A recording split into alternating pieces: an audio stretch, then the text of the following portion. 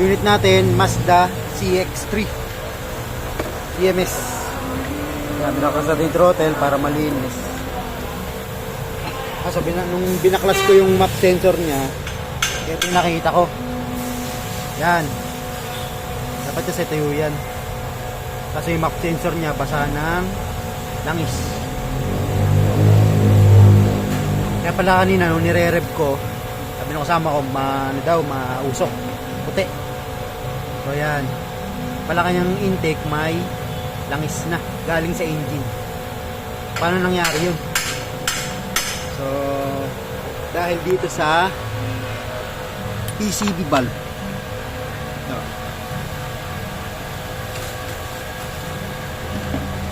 yan, yung hose na yan. Ang hose na to, PCV valve yan. Sa ibabaw. Ito. Yan. Basta yan. Kulay violet na yan. PCV valve. Kaya kasi yung PCV valve na yan, stack up open na. So, anong nangyari? Yan. Papasok yung langis sa loob ng intake. Kailangan kasi yan open close. Okay. Pero kung stack up open na siya, sa'yo na mangyayari. Papasok talaga yung langis na galing sa makina papuntang intake. Kaya nangyari, pag nag-high rev, sasama yung langis papuntang chamber, yun magiging cause ng puting usok.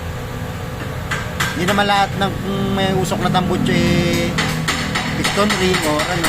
So, try mo na sa mga basic lang. Isa niya, yung hose na yan, yung PCV valve. Okay, so re-recommend na lang natin kasi wala. Order pa kasi sa sa Maynila. So babalik na lang pag naka-order na. Ayun lang. Another quick tips.